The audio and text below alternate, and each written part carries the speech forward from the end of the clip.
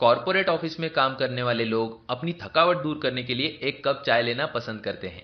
कई ऑफिसों में गर्मा गर्म दूध की उबलती हुई चाय बनाकर देना मुमकिन नहीं होता।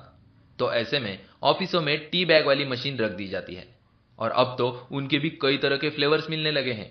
पर शायद आप ये जानकर हैरान रह जाएंगे कि टी बैग वाली चाय किसी टॉयलेट सीट से 17% ज्यादा गंदी हो सकती है।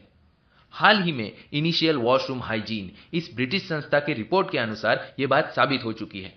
यह रिपोर्ट कहती है कि एक टॉयलेट सीट पर अंदाजन 220 जीवाणु पाए जाते हैं, जबकि ऑफिस टी बैग पर 3785 जीवाणु पाए जाते हैं, जो कि टॉयलेट सीट पर पाए जाने वाले जीवाणु संख्या से कई ज्यादा है।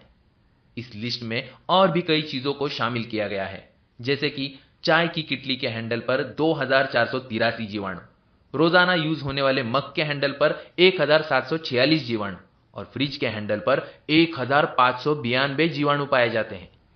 इस रिपोर्ट में देखा गया है कि बहुत से ऑफिसों में काम करने वाले करीबन 80% लोग फ्रिज खोलते समय या फिर अपने लिए चाय या कॉफी बनाते समय हाथ नहीं धोते। तो अब अगर आप चाय बनाने के लिए टी बैग डिप का इस्तेमाल कर रहे हैं तो आगे से सावधानी बरतें।